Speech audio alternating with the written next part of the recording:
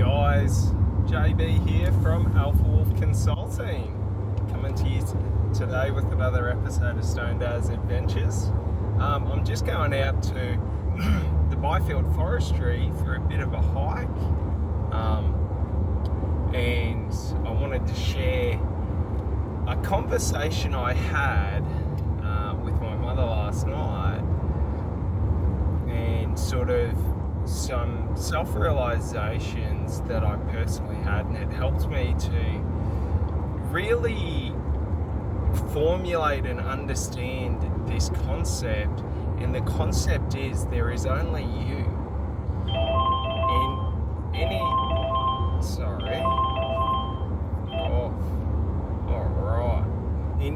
sorry, that was a call coming through. I've got to make sure that I have it on silent. Yeah, I do. Son of a gun. But alright, so in everything in life, no matter what it is that you do, there is two truths. The first truth is what you think, so what you can visualize, what you can believe as being true is true. And the thing is, it's only you that will overcomplicate it. It's only you that will create self-doubt. It's only you. So the understanding is there is two ways we go about things in life. We can either try or we can do it. That's it. There's no in between. There's nothing else. If we try to do something, what we're saying is, I'm going to do this, but I expect to fail, and I'm looking for failure. I'm not willing to just commit and do it. I'm looking to do it only if the results are going to be X and Y. Whereas when we do something, we just say, I'm going to take whatever actions are necessary until I get the result. So in one way, when we try to do something, we're looking at, what do I need to know? What do I need to learn? What steps do I need to take? All these additional forms of energy and bullshit, and we're creating the circumstances because we're overcomplicating it to make it justifiable to quit, to fail. And that's what you got to understand, is we're fighting that voice that justifies not doing it, not taking the action. When we're on a diet, it's that voice that says, oh, Macca's is okay. Just one meal is fine. Do you understand? So we got to identify that in anything that we do, there are two voices that we're going to hear. The voice of, we can do it, and we set out the plan on how we're going to achieve it, the steps that we're going to take, and then we just do it, and we listen to that voice. Or we can listen to the voice that says we have to overcomplicate it, that we have to add additional things in, that we have to try and not make mistakes, not fail. And the thing is, what you got to understand about trying is just trying to be good at something. It's trying to do something to win. So the key to doing is just to do it for the sake of doing. Do you get it? So when we think that we want to, let's say we're getting into marketing and we're going to be a marketer, if we're trying to be a marketer, we're trying to be, the best marketer or a sub-average marketer. We're trying to be something. So now we have all these different complications added into it. Whereas if we just want to do marketing because we enjoy it, and we just take the actions that we're guided to take, do you get it? By trying, we're adding in all this additional bullshit that's justifiable in why we fail. So you got to understand, in anything in life that you do, you have a simple choice in every moment, to do it or to try to do it. If you choose to try to do it, you're giving up. So if we're on a diet and if I'm on a diet and I feel like junk food, okay, I can either, give in and go and get that junk food, or I can just eat something else and then fill myself on other food, healthier food. Like it's just a simple choice. Like my body's just saying it wants carbohydrates. So if I fuel it with healthy carbohydrates, it doesn't know the difference between healthy and unhealthy. It's just my mind that knows the difference. Understand this, cravings aren't chemical responses. Cravings aren't biological responses. Cravings are psychological responses, and they're based in meaning. So like when I'm stressed and I crave, say for example, sweet things like chocolate, like it's not the biochemical responses that are causing that craving. It's not the desire for chocolate. It's the stress causes me to desire a quick fix, a pick-me-up. Do you get it? It's all in the psychological. My psychology knows that chocolate is the quickest fix in boosting my mood or my morale. So what we got to understand is like it's got addiction and cravings has nothing to do with the chemical component to it. They've done studies on the US soldiers in Vietnam who had terrific, like large addictions to opioids. So they were daily users of heroin. And when they came back to the United States, their environment shifted and the behavior altered because it wasn't a part of their current environment. It was all psychological. Do you understand? The reason addiction is so hard is because people don't segregate themselves from the environment that breeds the addiction. They don't separate themselves from the stresses that are causing the negative behavioral manifestations, which are the addictive and compulsive tendencies. It's all just emotional attachment. That's what I realized on addiction is just purely emotional attachment. If I'm not emotionally attached to something, so say I like coffee, I'm not emotionally attached to coffee, so when I go without it, it's okay. I can just substitute it with another beverage. The thing is when I have that emotional attachment to coffee, when I have to go without it, it's difficult to substitute it because of the meaning I've put behind the coffee. Understand this, it's the emotional attachment, i.e. the meaning we assign to the different foods or the different crutches that assigns how, because you've got to understand, compulsive behavior isn't behavior that's non-controllable, it's subconscious behavior, which means compulsive behavior is in your subconscious, and our subconscious is controlled by our emotions and our feelings, okay, not by our logic and our reason. So when we're having these compulsive urges, usually there are root causes or problems that we need to address and deal with. For example, if we're always feeling a need to use alcohol or drugs to escape our mind and our thought process, there are things in our mind and our thought process that we cannot emotionally understand, comprehend, and handle. So we have to work through them.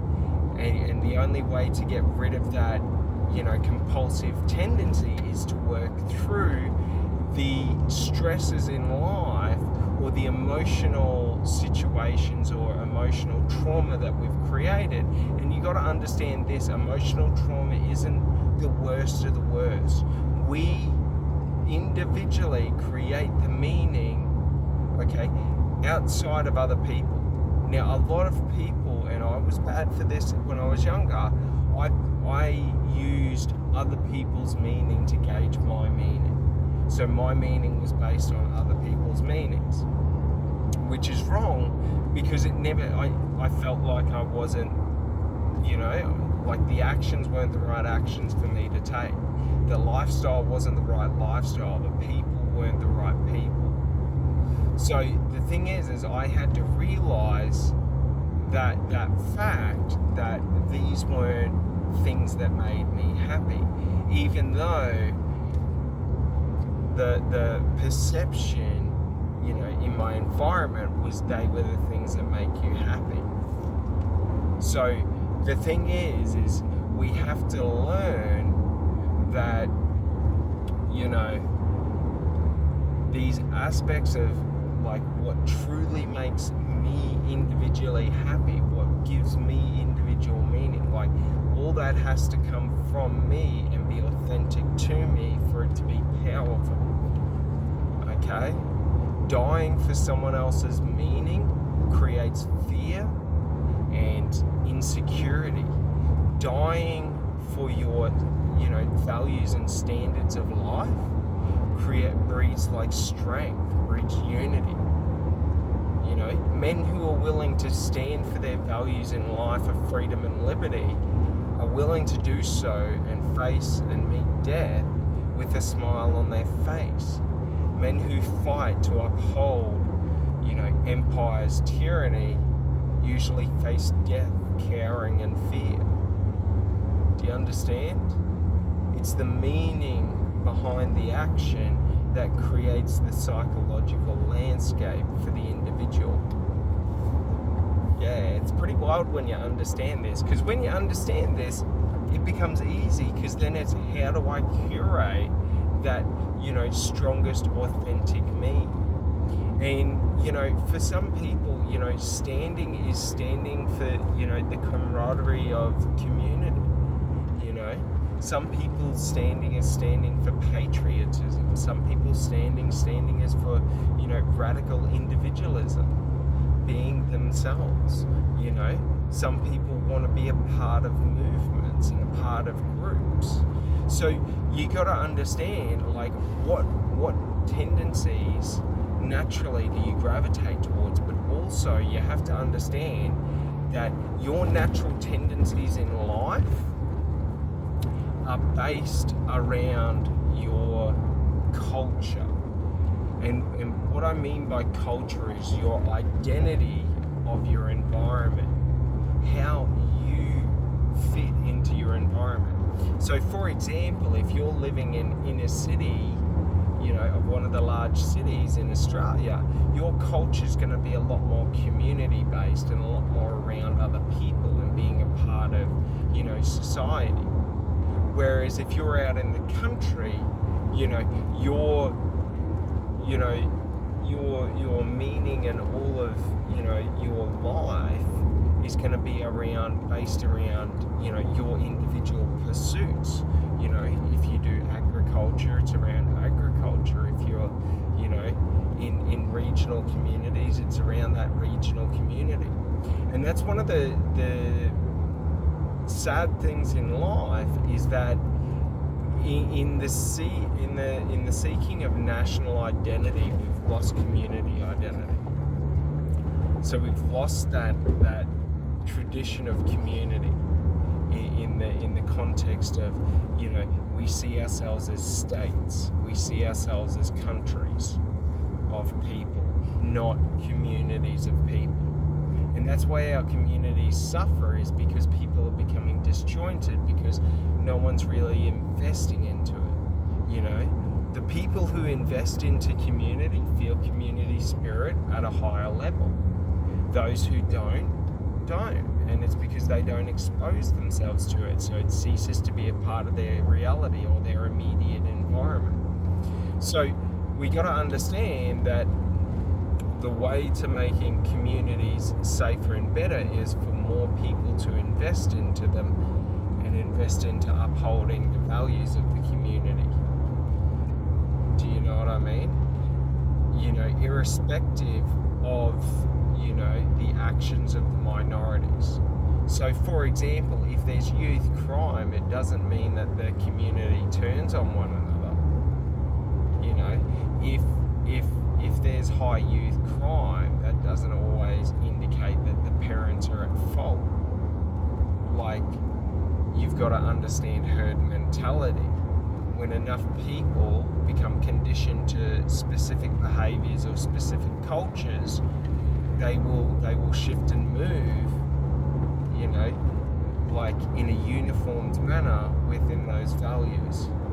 So for example, if we had a youth patriotism, you know, movement, like the youth crime movement, we would see different sets of behavior, but it would still be the same, like the same actions, not necessarily the crime and the violence, but it would be the youths would all be taking coordinated and simultaneous action.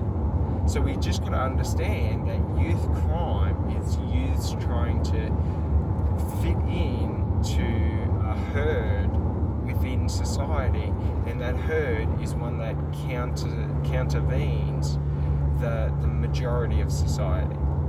So it's not that they seek to breed anarchy, but they seek to promote anarchy in a form of, rebelling against, the majority, conformity. So if we look at it like that kind of behaviour, well, the policing matters would be different, but also we have to look at the individual actions and crimes. For example, like if people are murdering people, you don't treat murdering and shoplifting at the same level, but you would treat murdering and shoplifting with a deadly weapon at the same level, because the intent is simultaneous. Like the intent is the exact same. If I rob a store with a gun, my intent is, if you don't comply, I will use the gun to force your compliance with lethal or deadly force.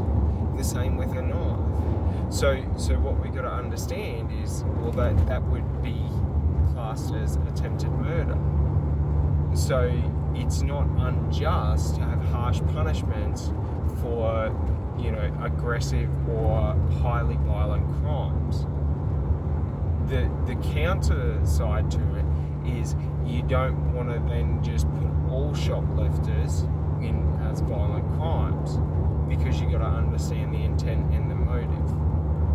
So, like, rather than looking at it as it's all one set of crime, you categorize and segregate it into the different levels of crime, and you have different approaches to mitigate and address them. Because what you want to try and do is preempt, youth starting out shoplifting, youth starting out with, violent attacks, assaults, things like that. Because if you get them before they do that, the likelihood that they're going to be exposed to that dramatically decreases.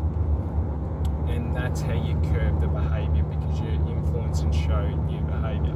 So, for example, like, you, instead of locking them in prisons where they're going to become more hardened, you would send them into military boot camps where any youth criminals would just be into mandatory service in a National Guard, and they would fall under military discipline and military law. Because the military can handle and discipline unruly people.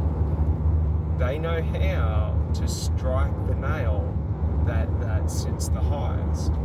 So, the military seeks compliance and discipline and obedience to rules. So it's not that you have to do weapons training, but having them on the National Guard with the humanitarian, approach to teaching them how to do humanitarian work and things like that, then they can go back to their communities and increase the standard of living, increase the quality of life within their communities, because you're giving them the tools. And you just do mandatory, whatever their crime, they do that level of sentence in mandatory service. So if it's a violent crime and they get 8 to 9 years, that's 8 to 9 years of mandatory service. Do you understand? And you cover their living expenses, and you take them out of society, and you retrain them in different approaches and ways to deal with the like situations in life, but also you give them a new perspective and a new point of view on life, and you broaden their understanding from just their individual community to how, the overall communities nationwide are, and you give them a sense of a larger purpose, but also you give them a shared sense of, community and working towards a single goal. And that's what you would do, and you retrain these, youth offenders into productive humanitarian workers, and then you reintroduce them back in with funding from the government into their communities to improve the ways of life, and the best part is especially with Indigenous youth crime, is you would be able to, as well as doing the military mandatory service, you could introduce, First Nations culture, so that while doing mandatory, whatever year sentence they're at, they're also exposed to their culture, so you work with all Aboriginal leaders across every tribe and nation, and then what you would do is you would work to instill, that sense of tradition and culture for their individual nations and tribes. So that way, if someone was caught, let's say, in Darwin, and they're traditionally from somewhere in Victoria, they're able to get that exposure back to their, home culture, to their traditional culture, because all the nations are slightly different. So, you can't just broadly say there's one Aboriginal or First Nations organisation that's going to do everyone. You would have to do it on a micro scale so that it's more community based and individual based. That way you get that individual connection, because if you imagine, let's say someone got a 7-year sentence and then they had to go out and they were in the military and humanitarian aid for 7 years, that's going to shape a large portion of who they are. But then you add in 7 years of cultural, their sense of knowing who they are and how they can best fit into their culture and their society, becomes more apparent to them, to where they have now a common objective to where they can see how they can work within society to improve their quality of life and those around them, but also so that they can, live, their life as they want to be, who they want to be. And what you would see, while it would be a very expensive investment, like you would just invest into it, because the output of productive members to society and the improvements that would come through it, because if we're talking, like, let's say there's 20,000, youths in criminal activities currently, like, you would have an army of 20,000 people who now have, motivation, they have ways to deal with problems, and they've learned that, violence isn't the option and there's always ways around it, and it's better to work collaboratively. And then you have them organised, and the government can invest in funding and investment, programs. Then you're getting these smart people who are competent and capable into remote areas where they can direct investment and funding, and it would have to be a truly transparent operation where there's a high level of trust between the government and these First Nations communities, but also there's a high level of transparency so people know what's happening, because you need to have 100% transparency to ward off, potential corruption, because corruption can't fester in the light. It's too obvious. So the thing is you would have it as a public investment program, and you would just have 100% of the data. All the data would just be 100% accessible through a database. So you could see where the money went to, how it was utilized, and it's not to the point of you want to control for maximum efficiency. It's that you just want to be accountable of where the money's going from, and you want to have a case-to-case basis where you're looking at the individual merits of each of them, and you're working, and this is where the government would have to, have a high level of trust, because the aim isn't for, efficiency, but it's for the impact. And you would always have to have the approach of trusting that the best outcome can happen, because you have to invest freely into these communities to get the true benefits from those communities. Because when you invest freely and you trust in the communities on self-governance and knowing what's important for their community and how to move their community forward, what you're going to do is you're going to build skills and abilities within those leaders, but also you're going to open through the creation of optimism and positivity, you're going to create a lot of opportunity for creative invention, where people come up with new and creative solutions to solving community-based problems. And that's what you sort of want to instill, because if you can do that, what would happen is people start to align and become unified towards reaching common goals. And when you have that, then you have the maximum potential of that community, because there's no wasted energy on infighting or on disagreements. But the problem is, when you're trying to control and manipulate a population, it's very, very useful to have that population disjointed and sort of divided along different lines.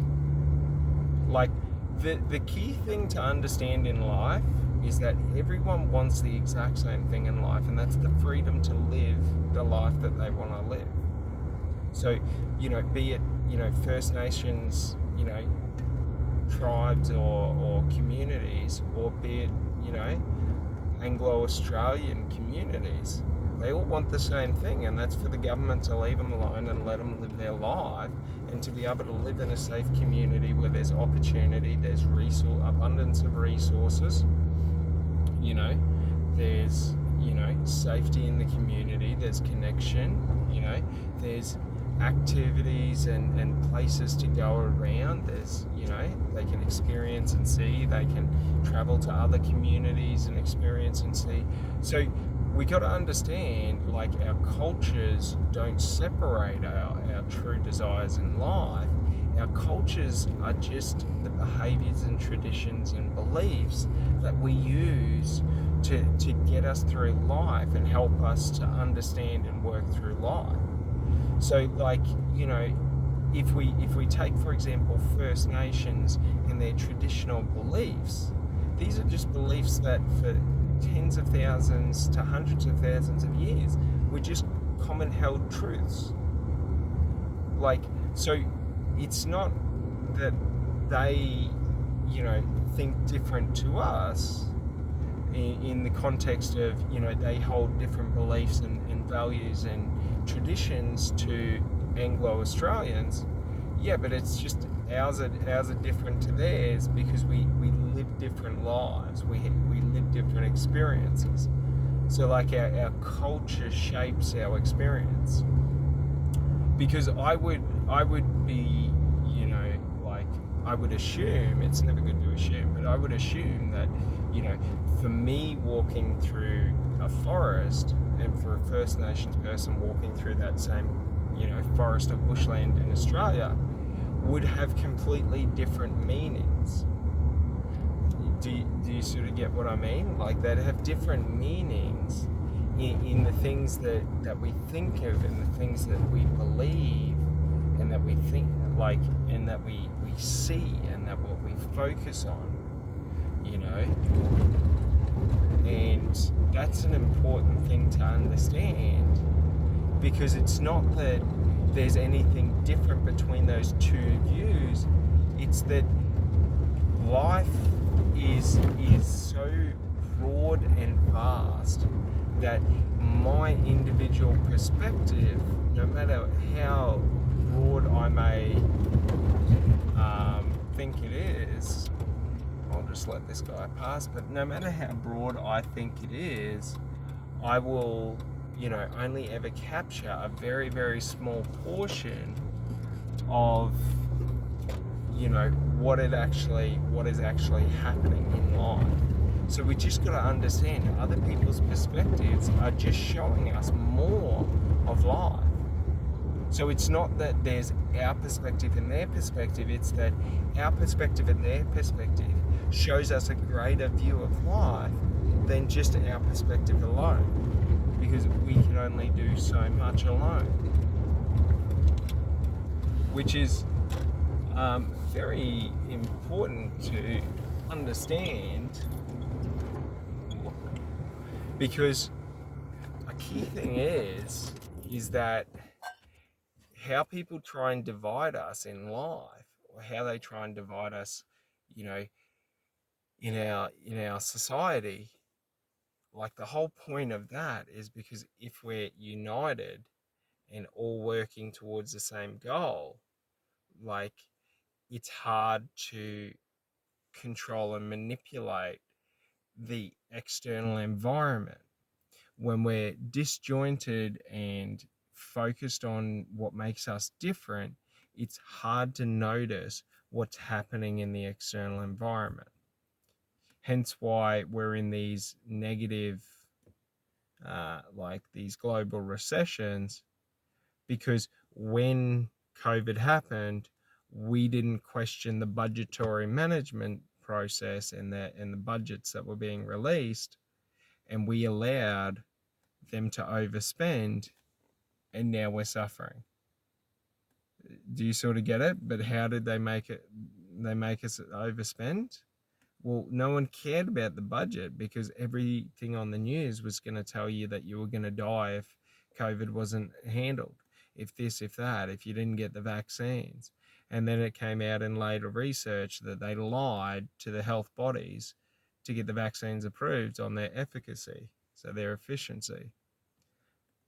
Like, do you get it? Like, but how did they do that without you or me noticing? Well, we noticed, but we were too focused on the divisions and the differences, because that's why they created, these vaccine passports and these mandatory shots and all that, is because then we start infighting those who believe in the government against those who are questioning the government's overreach.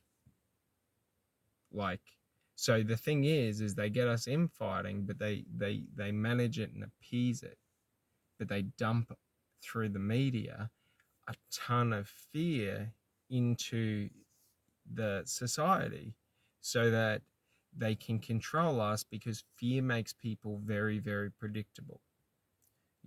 Some people are going to submit to fear. Some people are going to seek to run and escape fear. Some people are going to seek to fight fear. So the thing is all the protests and all that were the people that said, if you're going to use fear against me, like, I will attack you. I'll stand for what I believe in and all of this. But the problem was, because of how heavy the propaganda in the Western media is, and it's all propaganda, like everything's propaganda, because it's just other people. It's like, what propaganda is just me using specific information to skew the narrative and the context of the conversation to where you believe a different conversation has happened than what actually has. And that's what the media does. So the media focused on how deadly COVID was, not on the actual spread rates. Like, they focused on, because when we look at the COVID death rate, it was like 0.0001% of the population, if that. And then when we look at the correlating data between those who died, majority of them had underlying health issues with respiratory. And then when we look at further research, well, actually the treatments to the COVID virus were actually causing more damage to those initial patients because they were left on incubators for too long and things like this. So when we see that, well, actually, we were being told while it was happening that it was just COVID killing them, there was nothing we could do. And then we find out that actually different things that we did weren't effective, but we didn't, they didn't say, oh, actually, these aren't effective. Let's change our policies and our guidelines. They tried to do it under the table so we wouldn't notice. Like, that's the thing. So you just got to understand, like, in life, okay, like, you're only able to live your best life within your immediate environment and community, okay? But collectively, in each of the nations, people have to, unify for common, shared values and beliefs, of freedom, of respecting other people, just the base things that we want in our life that we expect other people to do unto us. Because for too long have we allowed the governments to dictate the power and the control. And we see, especially in Australia, look at all the laws and legislations that are being released that, are coming down and, overstepping and oppressing people. For example, we're not allowed to have, mouth tobacco in Australia because they don't want to promote more tobacco products.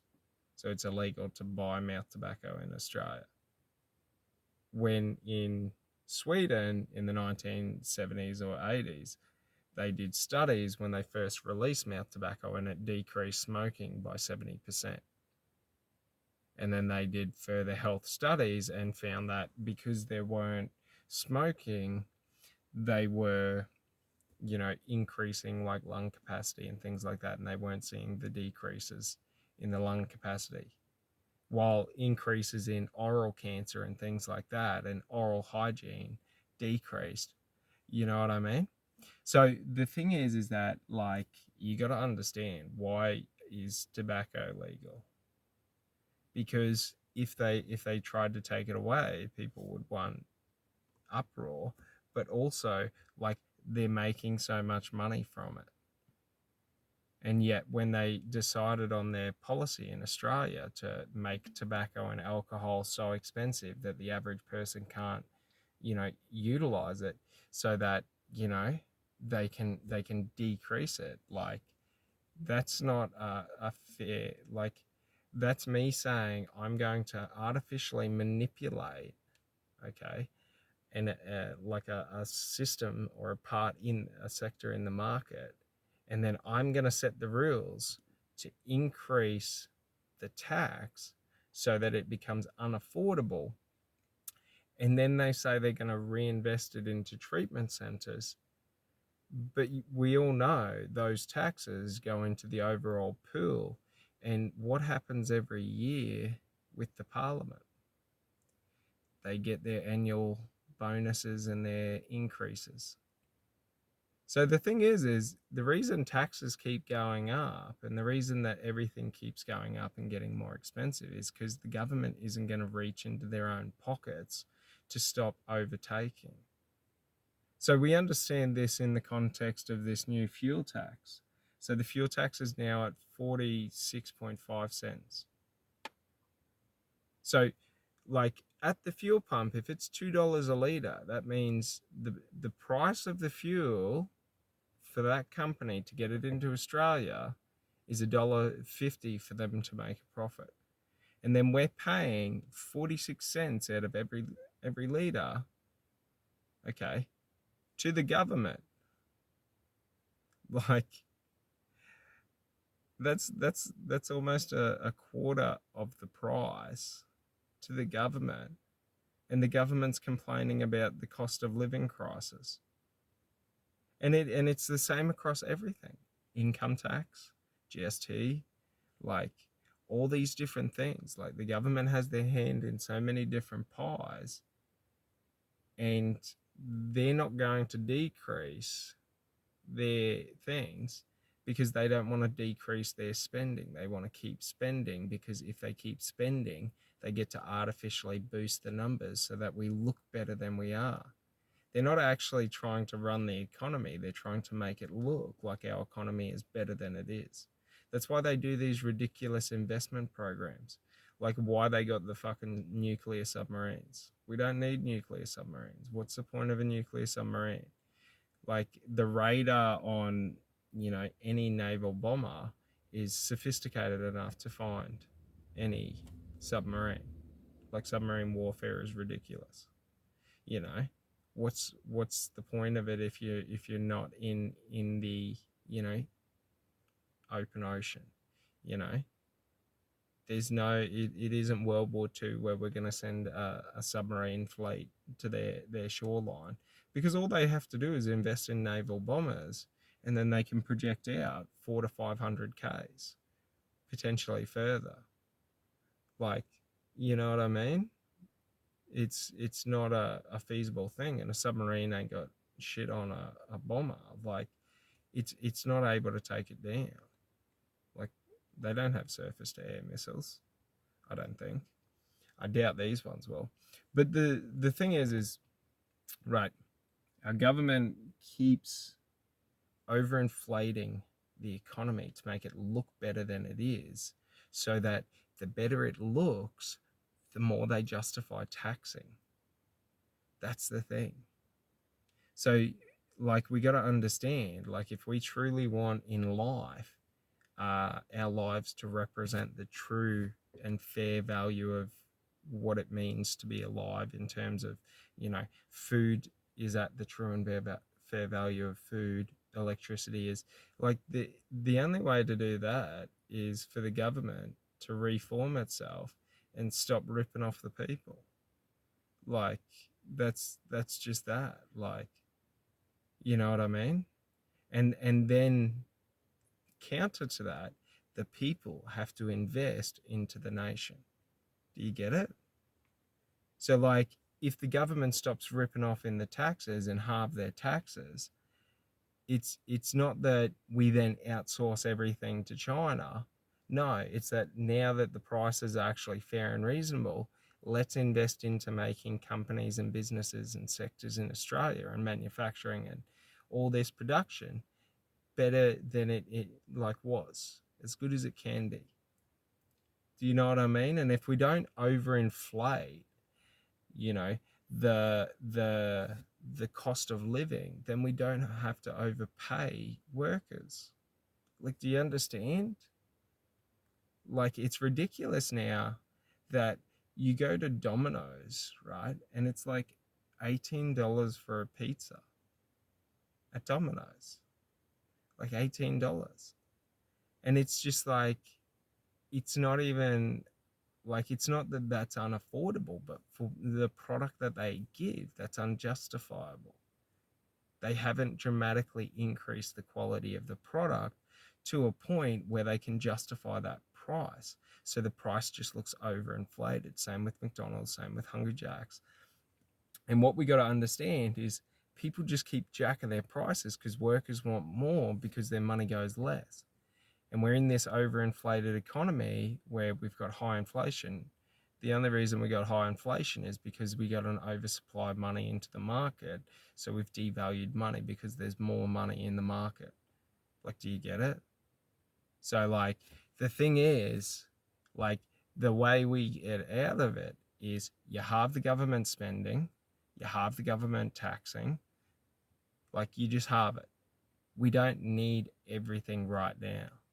Like, for example, if we go to a war with China, those submarines, as much damage as they can do, we only have ballistic missiles. So we're talking about potentially a light to a medium-sized bombardment on any city. Do you understand?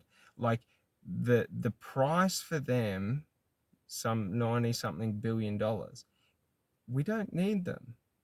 We don't, like we don't need to waste money on that just so that we can have nuclear submarines and project our authority and power. Like, we could buy like 20 destroyers and do a more sufficient job just put launch pads on the destroyers and turn them into missile destroyers. Like, job done. Like, missiles can project out 200 to 300 kilometers. Like, do you get it? Like, so you're making a destroyer now have 200 to 300 kilometers of projection power. Like, why do you need a submarine? Like, do you know what I mean? And, and they've got point-to-point laser systems. So basically, they're trialing it in the US fleet. But like on the Iron Dome defense, they've got now lasers. And these lasers are guided by AI, by artificial intelligence. And what they do is they track a missile or a warhead, and then they lock onto that, and then they just superheat the warhead till it goes critical and explodes. So it usually takes like 2 or 3 seconds to take down a warhead. And when we're talking about AI, we're talking about 40 to, we're talking about common AI has 70,000 pieces of processing information per second. So like air defense systems powered by AI will become so advanced that even if you had a destroyer, you could project more power with a destroyer than you could with any submarine, because submarine has vulnerabilities. So like the main vulnerability of a submarine is that it's not designed for, prolonged combat. Oh, well, not prolonged combat, but it's not designed to fight it out. It's designed to strike and then disappear and then restrike and then disappear, like, and do sustained continual strikes on a target. That way that the target is constantly guessing and having to assess and reassess which direction the next attack will come from.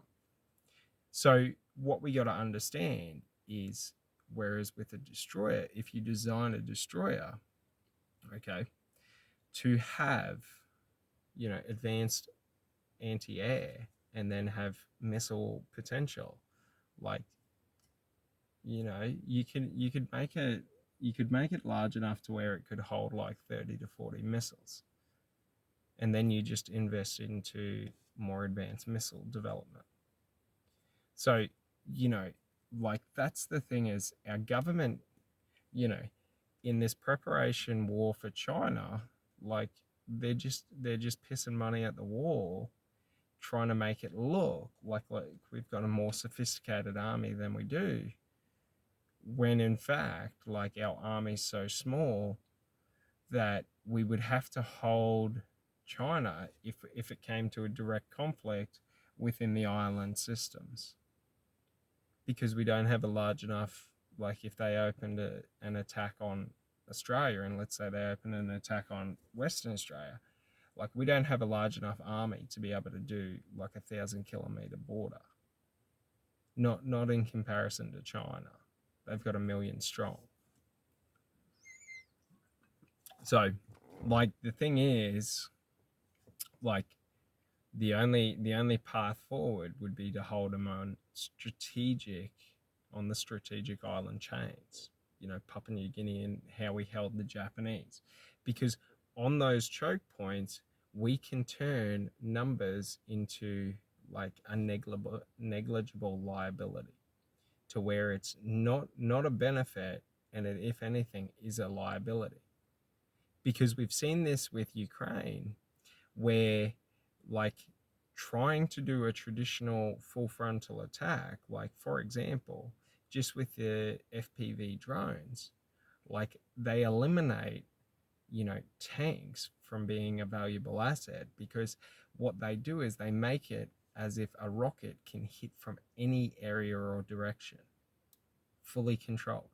So now, instead of that tank only having to have 180 degree like awareness on the ground, right, in front of them, they now have to have a complete 360 degree like awareness all around them, but they don't do that.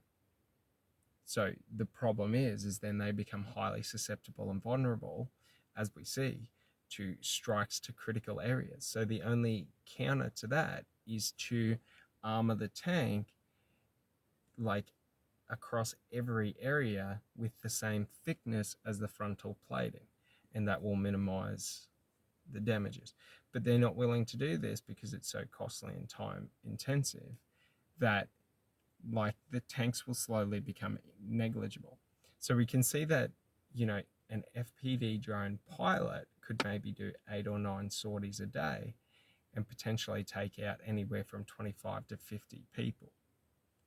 So like, why would we waste $90 billion on 3 fucking submarines when we could just invest into having a drone fleet where we can maximize the output of the soldiers to where we can have, you know, 30% for physical defense and then 70% of them in support drone roles. Do you understand? You can do everything with them. You get large enough drones, then you can do air shipments and things like that. So you can have drone logistics. Like, this is the thing, but the problem is that doesn't look sexy. That doesn't look, you know, intimidating. But it is intimidating because we've seen the devastation that large amounts of drones can have. And when we're talking about, you know, these casualties among Russia, like per attack, they're losing anywhere from 200 to 1,000 people. You know what I mean? Because when these armored personnel carriers are being hit, they're being hit with everyone in them. That's what's terrifying. Like, fuck that. I would be out and playing with the artillery over being in a tank getting the shit blown out of you, because there's no escape. But that's the important thing, is that like with like any future combat, like the size of the force is going to become negligible because of the tools available to those forces. But the problem is, like, our governments are all just Ponzi people looking to impress other Ponzi people. So they don't do logical things, they do idiotic things. Like, logically, the majority of Australians would understand how to run the Australian economy to the point of they understand that, you know, if you don't fuck with people, they're probably going to serve their best interests and want to make as much money as they can, you know, so that they can have a better life. So you don't really have to like manage and run the economy. Like, that's the illusion, is they say like the economy runs itself, because the economy is just a collection of people who have a common goal, and that is commerce, buying, selling, trading, you know. It's interacting and connecting with other people. It's its own ecosystem. So you don't really need to manage an ecosystem.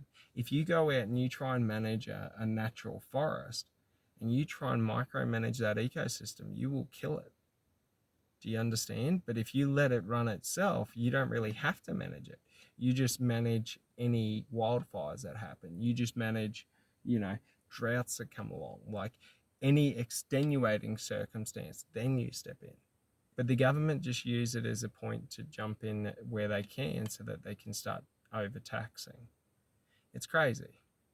But, you know, like, that's the thing. If we had that, like, and we actually work towards getting the cost of living crisis down and not just talking about it, not just trying to get it down, like, we'd be able to reverse most things. Because the thing is like, the economy is not real. You understand? Like, it's all an illusion of value. So because the dollar is worth $1, I value $10 million as being worth $10 million. Like, but if that dollar is not worth that dollar, even if I have $100 billion, I have nothing. So that's the key to understand, is it's all an illusion. You know, physical assets are real. So if I have a tractor, that tractor has a commercial value. If I have a car, that car has a commercial value. If I have a house, that house has a commercial value. If I have gold, gold has a commercial value because it's always a desirable material. and it's rare. So, like, understanding this, like, don't get caught in the illusion and investing into the illusion. Invest into what is real. Food's always real. Water's always real. You know, security's real. Like these things. All right. Well, you have a great day, and I'll talk to you later. Bye.